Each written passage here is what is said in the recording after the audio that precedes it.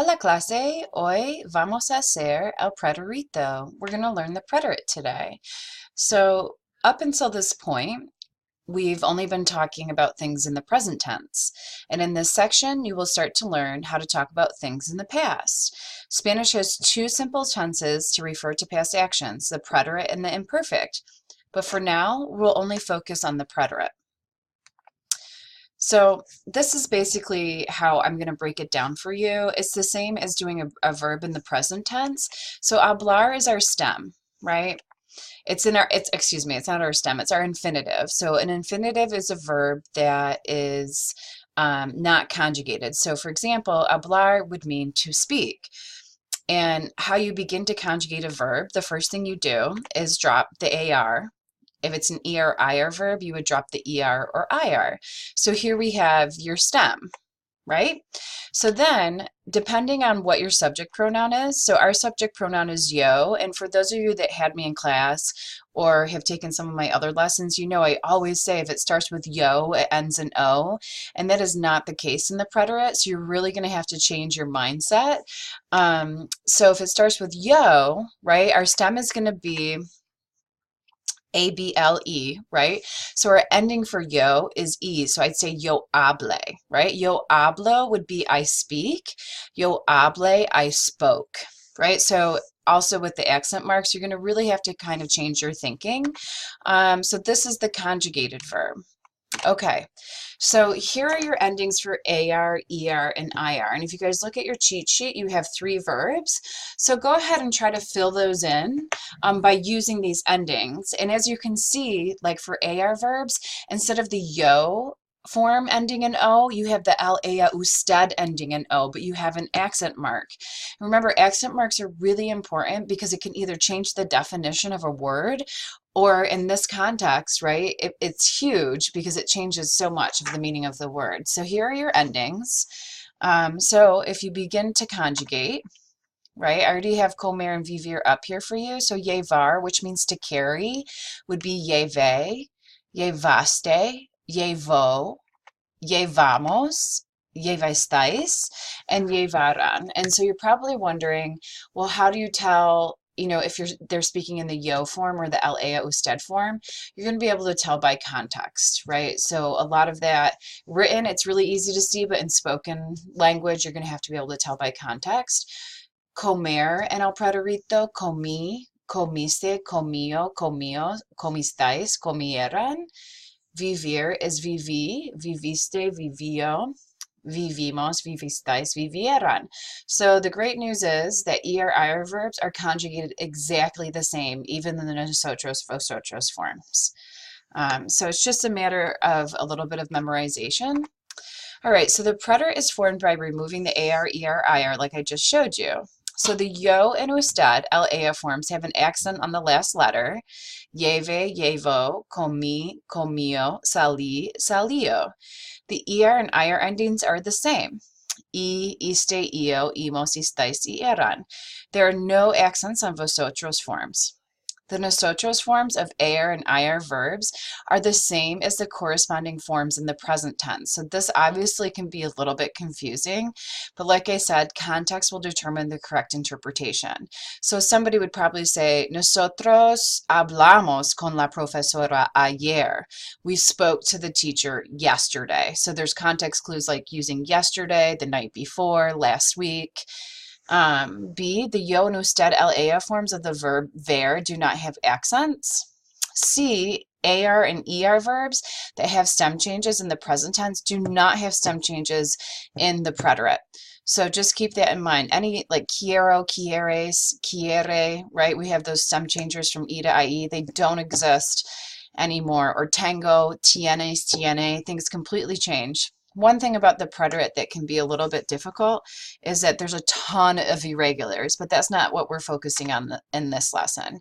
So you guys have a couple more verbs, right? So you just heard that ver doesn't have any accent marks, and ver means to see. So vi, viste, vio, vimos, vistais, vieran.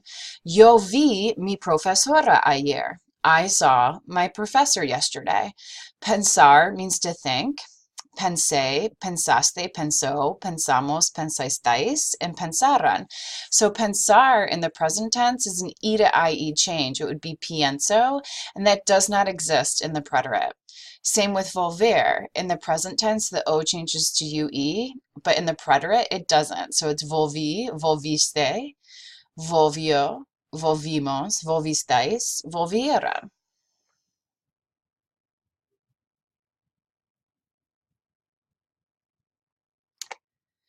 So the verbs creer, leer, and oír have a spelling change from I to Y in the usted, LA forms. Note also that the two nosotros, vosotros forms have an accented I. So like I said, there are a lot of irregulars in the preterite, but also keep in mind the ones that are irregular in the preterite are not necessarily the same as what you've learned in the present tense. So that can be a little bit tricky. So creer means to believe. Creí, creíste, and now here is where the change comes. Ella, usted, creyó, right? So there is a Y there instead of an I. And that has a lot to do with pronunciation. Creímos, creísteis, creyeran. Right, so just keep in mind it's the ella usted form and the eos ellas ustedes form that has the I that changes to Y. And that's the same for leer, which is to read, and oír, which is to hear. So leyó and leyeran. Oyó, oyeran.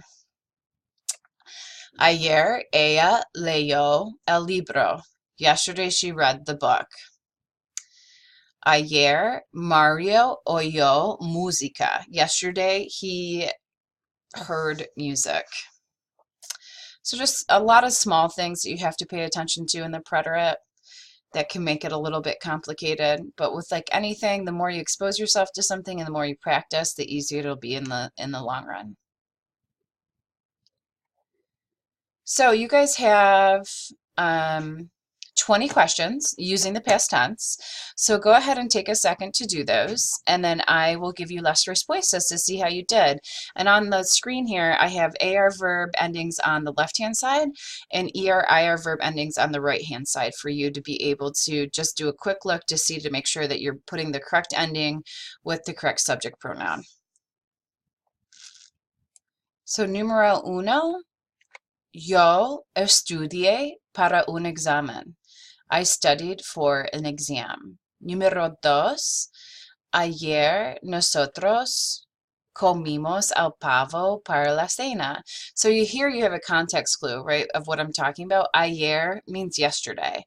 So yesterday we ate turkey for dinner.